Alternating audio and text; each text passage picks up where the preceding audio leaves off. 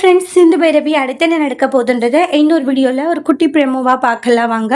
எங்கே ரொம்பவே சந்தோஷமாக இருக்காங்க காயத்ரி கல்யாணம் நடந்ததா நினச்சி. அப்புறம் வீட்டுக்கு மகா இருந்துட்டு, அக்கா நீங்கள் பண்ணது தப்புக்கா, இசுக்கி தான் காயத்ரியோட புருஷன், ஆனால் நீங்கள் வேற ஒருத்தனுக்கு காயத்ரி கல்யாணம் பண்ணி வச்சுட்டீங்க, இது ரொம்ப பெரிய பாவம் காண்றாங்க. என்ன பாவம்? அப்படிப்பட்டவங்க கூட எப்படி காயத்ரி வாழுவான்றாங்க. இங்கே பாரு மகா, அப்படிப்பட்டவனுக்கு சப்போர்ட் பண்ணுற பார்த்தியா, உன்னால என்ன சொல்கிறதுன்னு எனக்கு தெரியலன்றாங்க.